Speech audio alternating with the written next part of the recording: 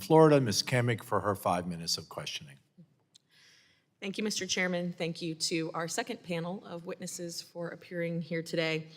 Now, as everyone knows, this committee has been investigating corruption from organ contractors for more than a year. In fact, I was in the last hearing that we had on this, and it was quite a contentious hearing. One issue that's pretty close to my heart is ensuring equal access for life-saving transplants for patients with disabilities. Just last month, the House passed a bipartisan bill that I was proud to lead alongside my friend and colleague, Debbie Dingell, to end organ transplant discrimination against individuals with disabilities. So it is with total horror that I read a recent investigative report highlighting one of the most horrific cases of patient abuses. The New York Times detailed what happened to Misty Hawkins last year. She was a vibrant woman in Alabama who loved movies and dancing, but she also had a lifelong cognitive disability. After a tragic incident, Misty's mother agreed to organ donation. And I'm quoting from the report here about what happened next. Quote, "A surgeon made an incision in her chest and sawed through her breastbone. Doctors discovered that her heart was still beating. She appeared to be breathing. They were slicing into Miss Hawkins while she was still alive." Now, this is not the first time that something like this has happened. In 2021, a doctor filed a case report about a woman with Down syndrome who was in an operating room being treated as an organ donor. During the harvesting of her organs, staff realized that her aortic and renal arteries were pumping and pulsing. In other words, she was not dead. The patient was given powerful drugs, fentanyl and lorazepam, and then, according to the doctor filing the case report, 18 minutes after she was first pronounced dead, she was pronounced dead a second time. This is something that you would see in the movies, but unfortunately, we're seeing real-world examples of this today. So I'm going to start with you, Mr. Formica. As a physician, I'm sure you are as horrified as I am. Were you invited to participate in the hearing on organ transplants last year? I was invited, yes. Why did you not appear? I was given about 4 days' notice and couldn't get away from my clinical responsibilities. I understand.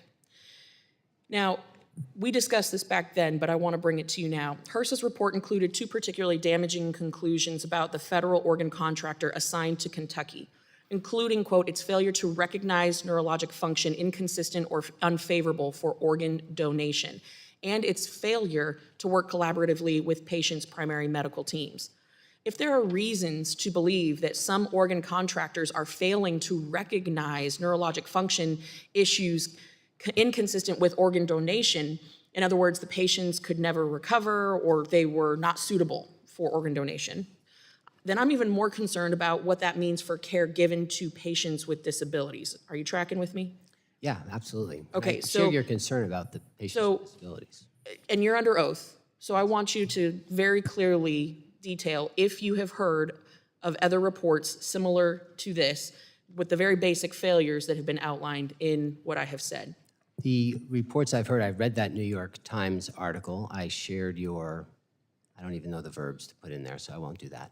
I've heard from HRSA secondhand that there's other cases.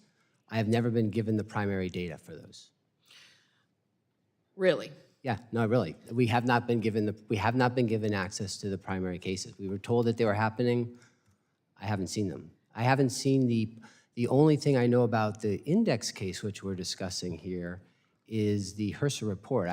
The OPTN was not given the data for that one. We were told not to review that case. And just so we have this on the record, you recently, you have since left, but you were the president. I was the president up until June 30th, yes. Okay. Now, you're aware of the bipartisan report from our friends in the Senate that found that the Miami OPO, for example, recovered organs from a donor before the donor's heart stopped against the family's wishes. I've heard that case, yes. I haven't. But you just said that you really hadn't. I haven't seen primary data on that, Congresswoman. So I've heard these cases. I can tell you that the Miami OPO has been under review with the OPTN, and my last act as a president with my board was to send a letter to the secretary asking for assistance in managing that case. But, I mean, the report is public, so, I mean, you're, Congressman, I've heard these, I know what you're saying, I've heard these cases, but I don't have any primary data. I've been a spectator to those I'm sure cases that as brings well. the families of these individuals great comfort that you haven't seen primary data, despite the fact that many of these reports are public record. I mean, this is outrageous that this is happening in the United States. This is the stuff that you hear in third world countries. I mean, it's clear that a 40-year experiment of letting organ contractors police themselves has left our most vulnerable neighbors to endure unimaginable abuse and torture. So I think it's clear that a lot more work has to be done here. While I appreciate your time here, I think many of the answers have left us with a lot more questions than answers. So with that, my time has expired, Mr. Chairman. I yield.